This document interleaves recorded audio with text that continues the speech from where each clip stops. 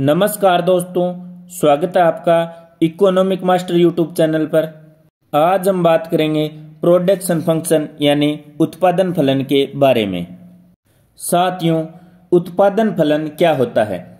उत्पादन के साधनों की मात्रा और उत्पादन की मात्रा के मध्य मात्रात्मक संबंध को उत्पादन फलन कहते हैं। एक उदाहरण से देखें तो साथियों, उत्पादन फलन है किसका? श्रम का, पूंजी का, भूमि का, तकनीकी का और साहस का। साथियों, अब हम कुछ अर्थशास्त्रियों के अनुसार उत्पादन फलन की परिभाषा देखेंगे। हेंडरसन व क्वांट के अनुसार उत्पादन फलन एक अभियांत्रिकी संकल्पना, विचार या प्रत्यय है जो उत्पादन के साधनों की सहायता से उत्पादन के बीच विद्यमान तकनीकी व मात्रात्मक संबंध को समझाता है। डॉक्टर बलवंत कंदोई के अनुसार यदि एक फर्म द्वारा उत्पादित उत्पादन की मात्रा Q है, जब उत्पादन के साधन श्रम, पूंजी, भूमि, प्रबंधन व तकनीक तथा साहस या उद्यमशीलता को उत्पादन में लगाया जाता है, तो हम उस उत्पादन फलन को इस प्रकार लिखेंगे। उत्पादन फलन Y बराबर फलन है LDLKO का। प्रोफेसर स्टिगलर के शब्दों में उत्पादन फलन उत्पादक के सेवाओं की आगत की दरों और वस्तुओं के उत्पादन की दर के बीच संबंध को दिया गया नाम है। यह अर्थशास्त्र के तकनीकी ज्ञान का सारांश है। साथियों, अब आपको समझ में आ गया होगा कि उत्पादन फलन क्या है। एक मात्रात्मक संबंध है। किसके बीच में? उत्पादन के साधनों की मात्रा के बीच में और उत्पादन के बीच में। इसे एक और उदाहरण से समझें तो मान लीजिए किसी वस्तु की मात्रा जैसे 1 मीटर कपड़ा व उस वस्तु के उत्पादन हेतु काम में आने वाले साधनों की मात्रा जैसे श्रमिक, मशीन, जमीन आदि का उपयोग किया जाता है। साथियों, यदि 1 मीटर कपड़े के उत्पादन में एक श्रमिक, 10,000 की मशीन व 20 फीट लंबी व 20 फीट चौड़ी जमीन उपयोग में ली जाती है, तो इसके बीच में उत्पादन फलन किस प्रकार से होगा? Q 1 मीटर कपड़ा बराबर फलन होगा 20 बाई 20 की लैंड का, एक लेबर का और 10,000 रुपये का। तो साथियों, इन सभी में मात्रा दी गई है, तो उत्पादन फलन क्या होता है? मात्रात्मक संबंध होता है। किसमें? उत्पादन में और उत्पादन में लगे साधनों में। साथियों, हम उत्पादन फलन के बारे में कई देर से बात कर रहे हैं, तो इसमें फलन का क्या अर्थ है? तो साथियों, फलन क्या है? गणित में एक तकनीकी विशेष शब्द है, यानी टेक्निकल टर्म है, जो मात्रात्मक संबंध बताता है। किसमें? स्वतंत्र चर व आश्रित चर के बीच में। इसे हम इस प्रकार से लिख सकते हैं, y बराबर fx। y क्या है? आश्रित चर। f क्या है? फलन है। और x क्या है? स्वतंत्र चर। अर्थात y एक आश्रित चर है जो स्वतंत्र चर x से मात्रात्मक रूप से संबंधित है। अल्फा सी चियांग के शब्दों में फलन एक विशेष क्रमों में चरों यानी स्वतंत्र व आश्रित चर के जोड़ों का समूह है, जिसकी यह विशेषता है कि फलन उसके बीच x का कोई एक मूल्य y के एक अद्वितीय मूल्य का निर्धारण करता है। साथियों, एक अर्थव्यवस्था में विभिन्न प्रकार की वस्तुओं व सेवाओं की पूर्ति उन वस्तुओं व सेवाओं के उत्पादन की मात्रा पर आश्रित होती है। वस्तु व सेवाओं के उत्पादन की मात्रा ठीक इसी प्रकार दो बातों पर निर्भर करती है। कौन सी बातों पर? एक नंबर इनपुट्स की कीमतों पर, यानी उत्पादन के साधनों या परतों की कीमतों पर। दूसरी, आउटपुट्स के बीच पाए जाने वाले भौतिक या मात्रात्मक संबंध पर, यानी पर्दा या निर्गत के बीच पाए जाने वाले भौतिक या मात्रात्मक संबंध पर। तो साथियों, वस्तुओं व सेवाओं की उत्पादन की मात्रा दो बातों पर निर्भर करती है, इनपुट्स पर और आउटपुट के बीच पाए जाने वाले मात्रात्मक संबंध पर। विभिन्न आर्थिक चरों के बीच परस्पर संबंध पाया जाता है, जैसे मांग फलन में वस्तुओं व सेवाओं की मांग व कीमत के बीच संबंध, पूर्ति फलन में वस्तुओं व सेवाओं की पूर्ति व कीमत के बीच संबंध, उत्पादन फलन में उत्पादन व उत्पादन में योगदान देने वाले उत्पादन के साधनों के बीच संबंध। उत्पादन के साधन कौन से होते हैं? भूमि, प्रबंधन, तकनीक, साहस या उद्यमशीलता। अब हम देखेंगे उत्पादन फलन की मुख्य मान्यताएं या शर्तें क्या हैं। इनके बिना उत्पादन फलन की सत्यता सिद्ध नहीं होती है। तो साथियों, ये है उत्पादन फलन की मान्यताएं। उत्पादन फलन की एक निश्चित तकनीक होती है जो बाहर से दी हुई है। उत्पादन के साधनों की कीमत जो बाहर से दी गई है। उत्पादन फलन का संबंध एक निश्चित समय की अवधि से होता है। उत्पादन के साधनों के संयोग अनुपात एक सीमा तक ही बदल सकते हैं। उत्पादन के साधनों की आपस में समरूपता होती है, अर्थात श्रम बराबर पूंजी एवं पूंजी बराबर पूंजी। उत्पादन के साधनों की परिवर्तनीयता संभव है। उत्पादन के साधनों के परिवर्तन की प्रक्रिया एक एक करके की जाती है। उत्पादन के साधनों का एक सीमा तक ही प्रतिस्थापन हो सकता है। अल्पकाल में उत्पादन के स्थिर साधनों की पूर्ति बेलोसदार होती है। फर्म का एक उद्देश्य लाभ अथवा उत्पादन का अधिकतमकरण करना है। उत्पादन में साधनों का उपयोग पूर्ण कार्यकुशलता से किया जाता है। यदि इन मान्यताओं में कोई बदलाव होता है तो उत्पादन फलन में भी बदलाव करना पड़ेगा। अब देखेंगे साथियों हम उत्पादन फलन की विशेषताएं। तो साथियों, उत्पादन फलन क्या है? एक इंजीनियरिंग संकल्पना है। इसका संबंध किससे है? साधनों व उत्पादन के प्रवाह से। उत्पादन फलन हमें क्या बताता है? तो यह साधनों द्वारा रूपांतरित उत्पादन के संबंध को व्यक्त करता है। उत्पादन फलन साधनों व उन साधनों द्वारा उत्पादित उत्पादन की भौतिक मात्रा को बताता है। उत्पादन फलन का संबंध किससे होता है? एक निश्चित समयावधि से होता है। साथियों, प्रोडक्शन फंक्शन में एक श्रम की इकाई का दूसरी इकाई से व एक पूंजी की इकाई का दूसरी पूंजी की इकाई से प्रतिस्थापन किया जा सकता है। उत्पादन फलन एक निश्चित दी हुई तकनीकी से संबंधित होता है। उत्पादन फलन के द्वारा केवल साधनों और उत्पादन की भौतिक मात्रा को सम्मिलित करते हैं, किंतु उनकी कीमतों को सम्मिलित नहीं करते हैं। साथियों, आपको समझ में आ गया होगा उत्पादन फलन अभियांत्रिकी संकल्पना है, प्रवाह से संबंधित है, उत्पादन के संबंध को व्यक्त करता है, उत्पादन की भौतिक मात्रा को बताता है, एक निश्चित समयावधि से संबंधित है, एक इकाई को दूसरी इकाई से प्रतिस्थापित किया जा सकता है, एक निश्चित तकनीकी से संबंधित है। इसमें केवल साधनों और उत्पादन की भौतिक मात्रा को सम्मिलित करते हैं, किंतु कीमतों को सम्मिलित नहीं करते हैं।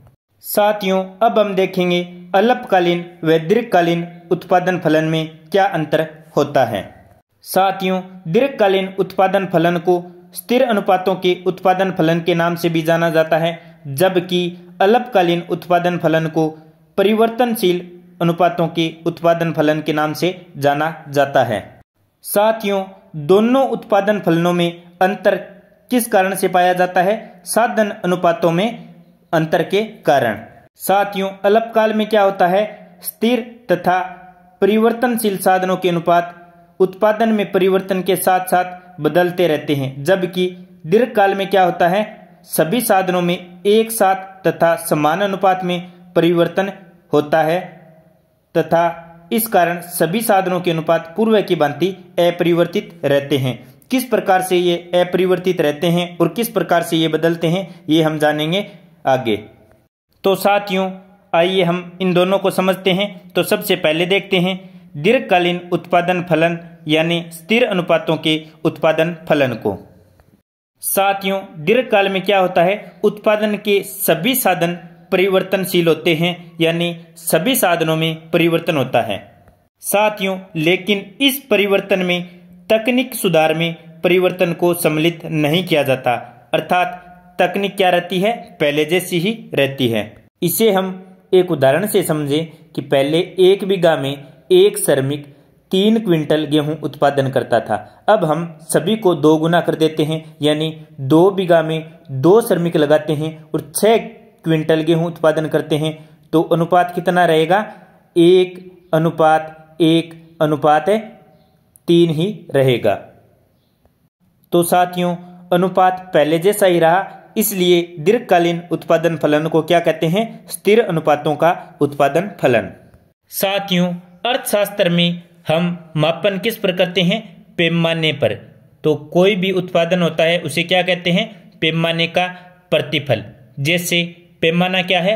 मीटर, लीटर, किलोग्राम, गज, फीट, संख्या या कोई भी क्षेत्रफल जैसे बीघा, एकड़, हेक्टर आदि। पिछले उदाहरण में हमने गेहूं देखी थी क्विंटल में, तो क्विंटल क्या है? पैमाना।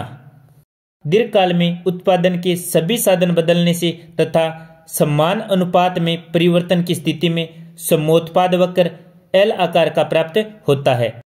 इस सारणी में उत्पादन दिया गया है तथा समय के साथ बदलाव दिया गया है, तो समोत्पाद वक्र किस प्रकार से प्राप्त होगा? ऐसा प्राप्त होगा, एल आकार के, ये आप देख सकते हैं। साथियों, यदि उत्पादन के साधन में होने वाली अनुपातिक वृद्धि की तुलना में उत्पादन में अधिक अनुपात में वृद्धि होती है तो इसे बढ़ते पैमाने का प्रतिफल कहते हैं। उदाहरण के लिए, एक श्रम से 1 एकड़ भूमि में 2 क्विंटल गेहूं का उत्पादन करते हैं। यदि साधनों के अनुपात को 2 गुना करते हैं, अर्थात 2 श्रम 2 एकड़ भूमि करने पर यदि उत्पादन 6 क्विंटल होता है तो इसे क्या कहते हैं? बढ़ते पैमाने का प्रतिफल। अर्थात इसमें क्या हुआ है? उत्पादन के साधनों में होने वाली अनुपातिक वृद्धि की तुलना में उत्पादन में अधिक अनुपात में वृद्धि हुई है। इसका उल्टा दोस्तों, यदि उत्पादन के साधनों में होने वाली अनुपातिक वृद्धि की तुलना में उत्पादन में अनुपातिक वृद्धि कम होती है तो इसे घटते पैमाने का प्रतिफल कहते हैं। इसे उदाहरण से समझें तो एक श्रम 1 एकड़ भूमि के संयोग से 2 क्विंटल गेहूं उत्पादित होती है। यदि उत्पादन के साधनों को 2 गुना करते हैं, अर्थात 2 श्रम 2 एकड़ भूमि करते हैं, और फिर भी यदि उत्पादन हमें 3 क्विंटल गेहूं प्राप्त होता है तो इसे हम क्या कहते हैं? घटते पैमाने का प्रतिफल, क्योंकि इसमें साधनों में होने वाली अनुपातिक वृद्धि की तुलना में उत्पादन में अनुपातिक वृद्धि क्या हुई है? कम हुई है। साथियों, यदि उत्पादन के साधनों व उत्पादन की वृद्धि समान अनुपात से बढ़ती है तो क्या कहते हैं? इसे स्थिर पैमाने का प्रतिफल कहते हैं। इसे भी हम उदाहरण से समझें तो 1 श्रम व 1 एकड़ भूमि के संयोग से यदि 2 क्विंटल गेहूं का उत्पादन होता है, यदि हम उत्पादन के साधनों को 2 गुना कर देते हैं, अर्थात श्रम को बढ़ाकर 2 और भूमि को बढ़ाकर भी 2 एकड़ कर देते हैं, तो यदि अब 4 क्विंटल गेहूं का उत्पादन होता है तो इसे क्या कहते हैं? स्थिर पैमाने का प्रतिफल। क्योंकि साथियों, इसमें उत्पादन के साधनों व उत्पादन की वृद्धि समान अनुपात से हुई है। पैमाने के प्रतिफल दीर्घकाल में लागू होते हैं जब सभी उत्पादन के साधनों में वृद्धि की जा सकती है। अब देखेंगे साथियों, अल्पकालीन उत्पादन फलन या परिवर्तनशील अनुपातों का उत्पादन फलन। अल्पकाल में साथियों, उत्पादन में वृद्धि केवल परिवर्तनशील साधन से ही की जा सकती है। अल्पकाल में परिवर्तनशील साधन कौन सा होता है? श्रम। साथियों, अल्पकालीन उत्पादन सिद्धांत को अलग अलग नाम से भी जाना जाता है, जैसे घटता हुआ सीमांत उत्पादन या साधनों के परिवर्तनशील अनुपातों के प्रतिफल का नियम। साथियों, सबसे पहले प्रसिद्ध फ्रांसीसी अर्थशास्त्री ट्रूगाटो ने घटता हुआ सीमांत उत्पादन नियम शब्द का प्रयोग किया, जिसे माल्थस डेविड रिकार्डो ने अपने सिद्धांतों में प्रयोग किया। साथियों, ट्रूगाटो के घटता हुआ सीमांत उत्पादन नियम की जगह मार्शल ने घटता हुआ सीमांत उत्पादन नियम शब्द प्रयोग में लिया। श्रीमती जॉन रॉबिन्स ने भी मार्शल के घटता हुआ सीमांत उत्पादन नियम शब्द का प्रयोग किया। जॉन रॉबिन्स ने इस शब्द के प्रयोग करने के पीछे कारण उत्पादन के साधनों के बीच अपूर्ण स्थानापन्नता को बताया। साथियों, बाद में स्टिगलर, बेनम व वर्तमान अर्थशास्त्रियों में पीडियक रूबिनफील्ड ने एक नया नाम दिया, जिसे एक सीमा के बाद घटता हुआ सीमांत उत्पादन बताया। रिचर्ड जी लिप्से व के ए क्रिस्टल ने भी एक सीमा के बाद घटता हुआ सीमांत उत्पादन शब्द का प्रयोग किया। पॉल ए सैमुएल्सन ने एक बिंदु के बाद घटता हुआ सीमांत उत्पादन शब्द का प्रयोग किया, जबकि के.ई. बोल्डिंग ने इस नियम को अंततः घटती सीमांत भौतिक उत्पादकता का नियम बताया। अर्थशास्त्री गोल्डवेलेजर ने घटता हुआ सीमांत उत्पादकता को आंकड़ों पर आधारित पाया। एन.सी. रे ने ह्रासमान सीमांत उत्पादन नियम को निगमन तर्क से संबंधित बताया। ह्रासमान सीमांत उत्पादन के स्थान पर एम.ए. बोबर ने उत्पादन के साधनों की विभाजकता व परिवर्तनशील अनुपातों के प्रतिफल के नियम के मध्य विरोधाभास का उल्लेख किया।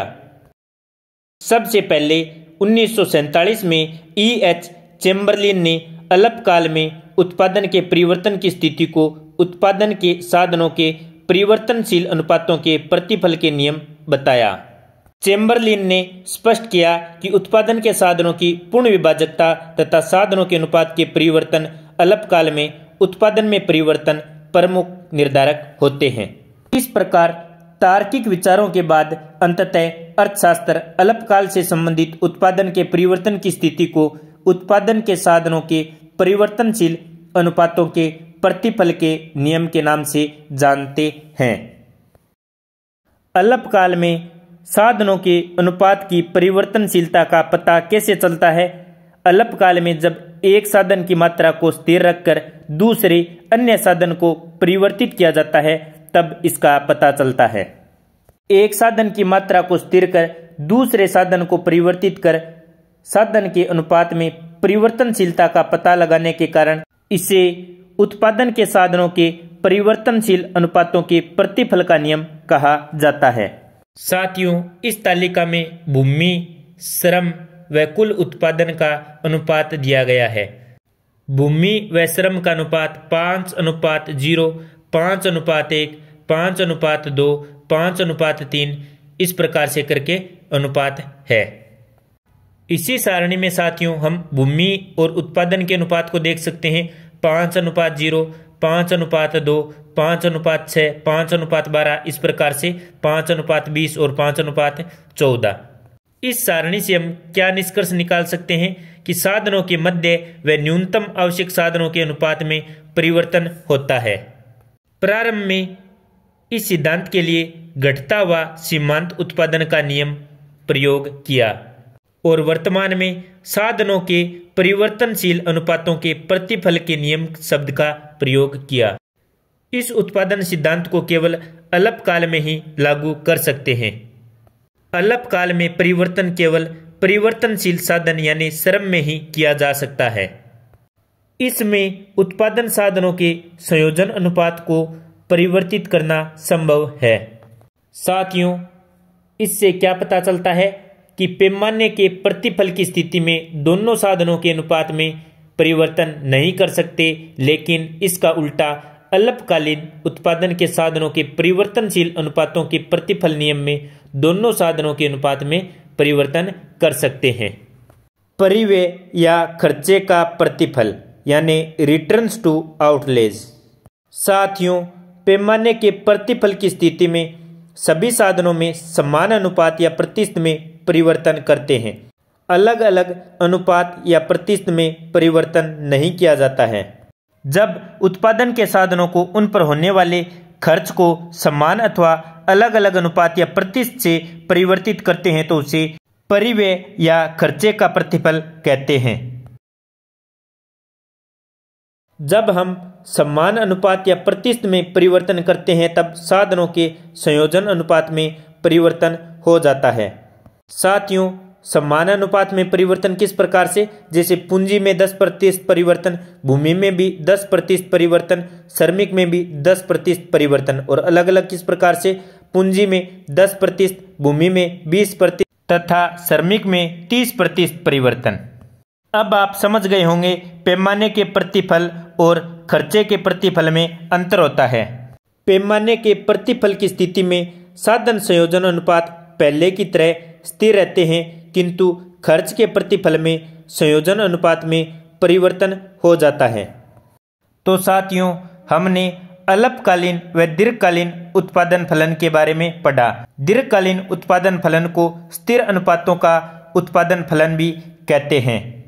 साथियों, इसी में हमने पैमाने का प्रतिफल भी देखा, बढ़ते पैमाने का प्रतिफल, घटते पैमाने का प्रतिफल, स्थिर पैमाने का प्रतिफल।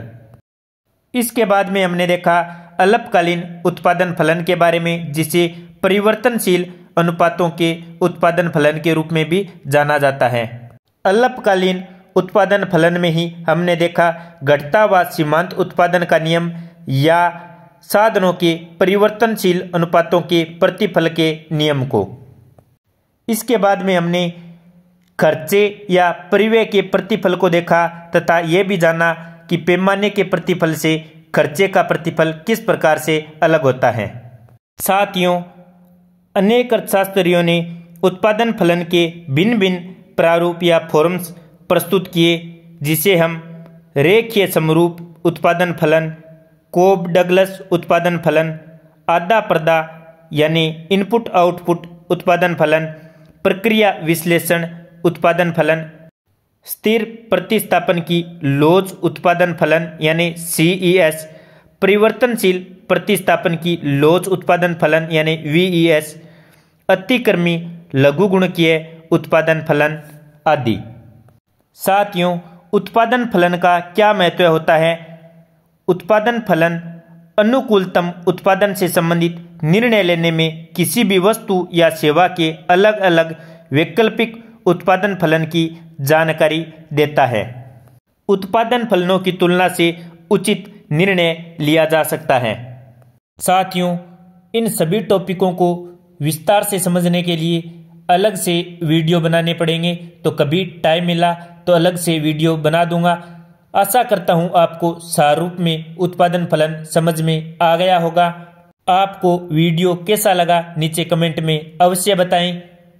यदि आपने अभी तक चैनल सब्सक्राइब नहीं किया है तो सब्सक्राइब अवश्य करें। वीडियो को अपने दोस्तों के साथ शेयर अवश्य करें।